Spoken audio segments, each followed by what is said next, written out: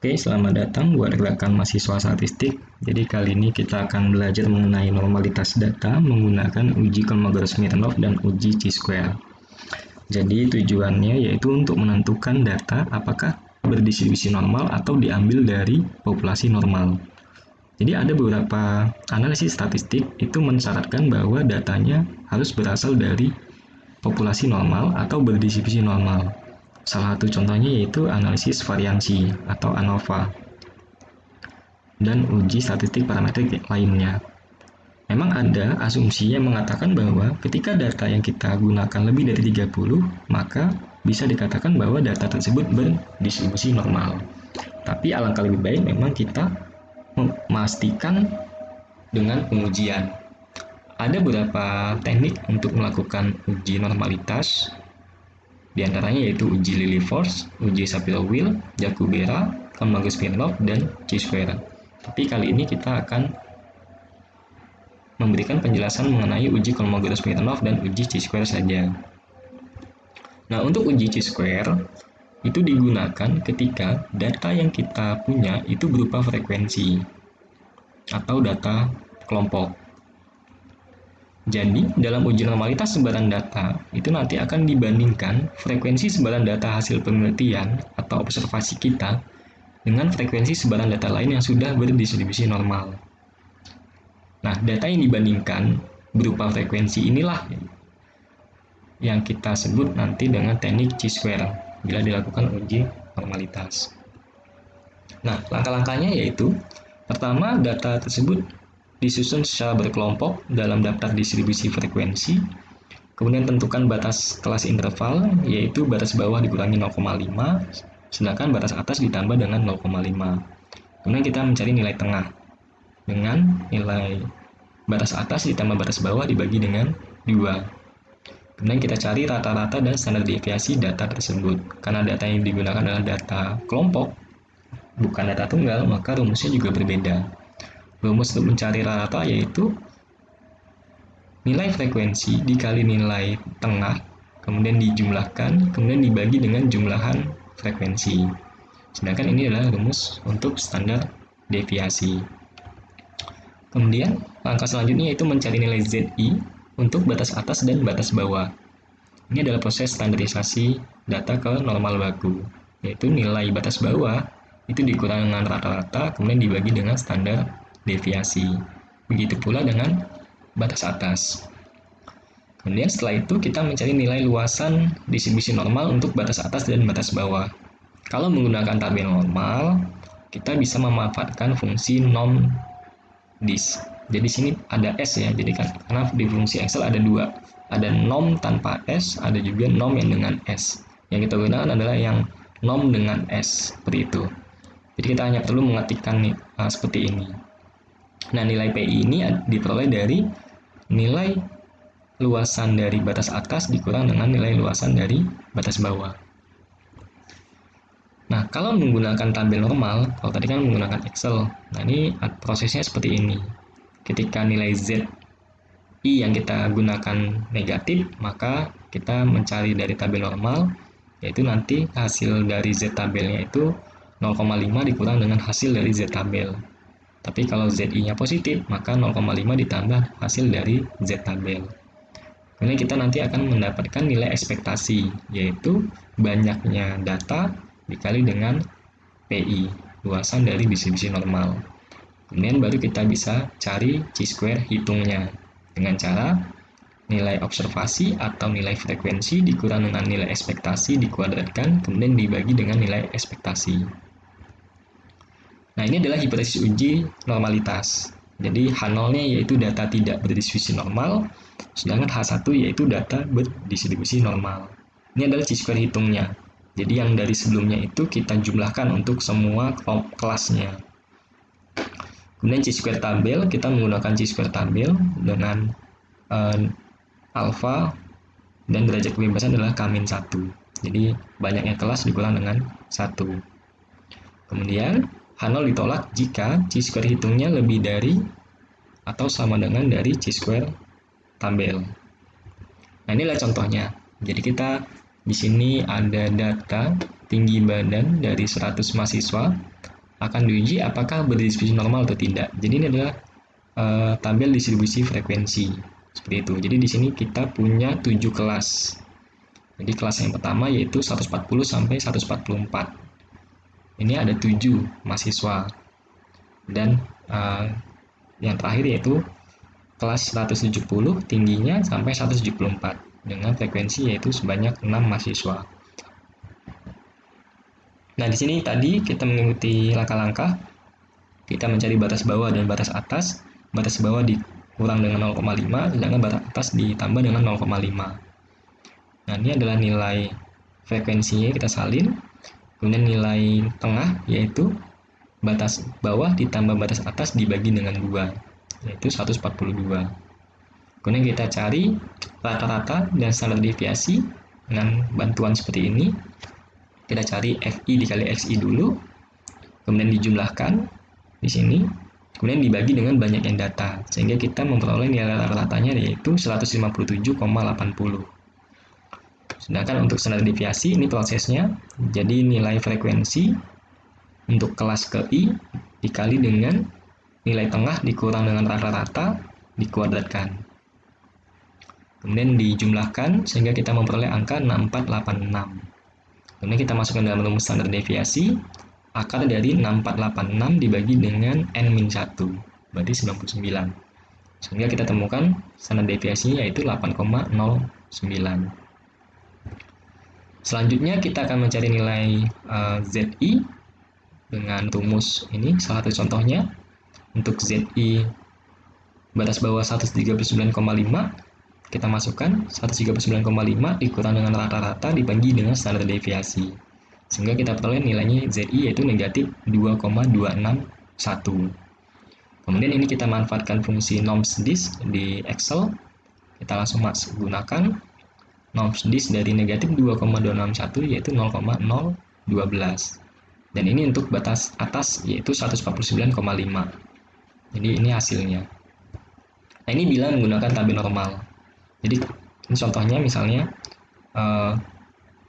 luasan dari distribusi normal dengan nilai ZI yang negatif 2,261. Jadi karena di sini desimal poinnya hanya sampai 2 angka di belakang koma, maka kita carinya 2,2 ini adalah 6. Jadi 2,26. Nah, jadi nilainya adalah 0,4881. Karena dia tadi nilainya adalah negatif, maka 0,5 dikurang dengan 0,4881, sehingga diperoleh nilainya dengan 0,012. Sedangkan untuk yang kedua, contoh kedua, yaitu nilai ZI-nya adalah negatif 1,025, berarti 1,02 yang kita gunakan. Sehingga kita akan memperoleh angka yaitu 0,154. Jadi ini tidak tepat ya, karena tabelnya terbatas dari desimal angka di belakang komanya. Kalau di Excel dia bisa mencari sampai lengkap. Kemudian di sini kita akan memperoleh nilai PI. Jadi PI tadi adalah nilai luasan di batas atas dikurang dengan batas bawah. Maka kita akan peroleh nilai PI-nya. Kemudian kita akan mencari nilai OI. Jadi OI ini adalah frekuensinya tadi. Kita salin. Kemudian nilai ekspektasi yaitu nilai PI dikali dengan banyaknya data yaitu 100. Berarti 0,038 dikali dengan 100. Kemudian nilai chi-square hitung. Jadi ini perolehnya yaitu dengan cara 7 dikurang 3,83 kemudian dikuadratkan kemudian dibagi dengan 3,83 sehingga diperoleh hasilnya yaitu 2,63. Kemudian setelah kita peroleh untuk semua kelas, kita jumlahkan, maka nilai chi-square hitungnya yaitu 4,44. Nah, ini adalah hipotesis uji chi-square-nya. Jadi H0 yaitu data berdistribusi normal, H1 yaitu data tidak berdistribusi normal. Nah, ini adalah chi-square tabel. Nah, ini proses untuk perhitungan chi-square tabel. Chi-square tabel, tadi kelasnya ada 7, berarti 7 min 1 jadinya 6, alfanya 0,05, maka nilai chi-square tabelnya itu 12,59. Di mana nilainya yaitu lebih kurang dari nilai chi-square hitung lebih kurang dari chi-square tabel. Maka H0 tidak ditolak, sehingga data berdistribusi normal. Nah, itulah penggunaan uji normalitas chi-square. Kemudian untuk yang kedua yaitu uji Kolmogorov-Smirnov. Nah, ini yang paling terkenal untuk uji ini itu digunakan ketika datanya tunggal, jadi bukan data kelompok. Dan datanya berupa skala interval atau rasio. Nah, nanti kita akan mencari nilai D, di mana nilai D ini adalah nilai maksimum dari absolut selisih fungsi distribusi frekuensi kumulatif dengan distribusi frekuensi kumulatif observasi, seperti itu. Nah, langkah-langkahnya di sini untuk uji Kolmogorov, kita mengurutkan data yang terlebih dahulu dari terkecil ke terbesar. Kemudian kita cari rata-rata dan standar deviasinya. Dengan rumus ini, kemudian kita akan mencari nilai ZI, kemudian cari F0 dari X. Nah, ini bisa dicari menggunakan tabel normal atau fungsi nomsdis di Excel. Ini prosesnya ketika menggunakan tabel normal. Kemudian ini adalah mencari proporsi dari Sn dari Zi. Jadi nanti kita menghitungnya adalah banyaknya data yang kurang dari atau sama dengan Xi, kemudian dibagi dengan N. Kemudian nanti baru kita cari selisih absolut terbesar antara fungsi distribusi kumulatif, teoritis, dan observasi. Nah, ini contohnya. Jadi kita punya 9 karyawan, kita akan menguji apakah data ini berdistribusi normal atau tidak. Langkah pertama kita urutkan terlebih dahulu, kemudian kita cari nilai ZI dengan X bar dan standar deviasi sudah dicari, kemudian masukkan ke rumus ZI, kemudian ini menggunakan tabel normal ataupun fungsi nomdis di Excel kita peroleh, kemudian ini adalah nilai F0 XI-nya. Oh ya, ini sepertinya terbalik. Ini seharusnya yang F0, ini ya SN, ya, ini terbalik. Nah, jadi tadi untuk yang ini, berarti kan banyaknya data yang kurang dari XI. Kurang dari atau sama dengan XI. Jadi di sini hanya satu, karena datanya hanya 22.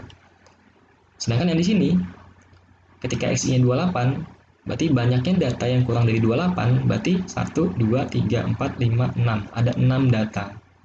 Sehingga 6 dibagi dengan banyaknya data yaitu 0,667. Seperti itu.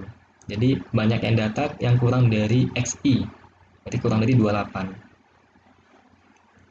Kemudian kita cari selisihnya.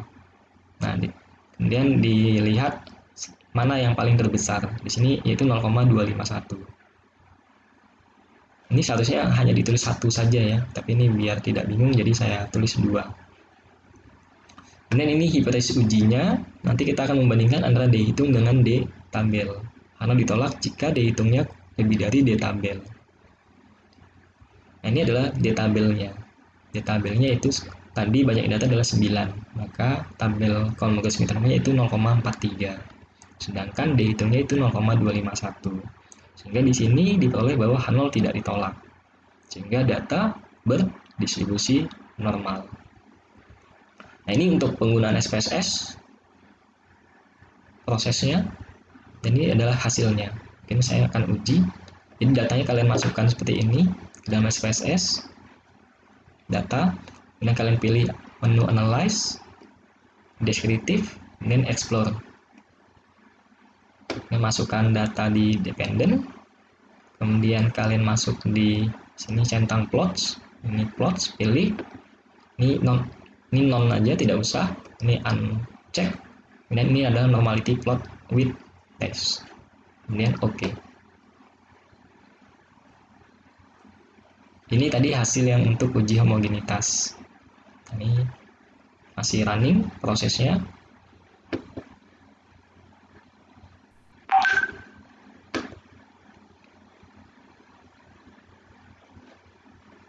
Ya, masih menunggu. Nah, ini masih menunggu, belum keluar juga. Nah, ini tergantung dari laptop kalian ya.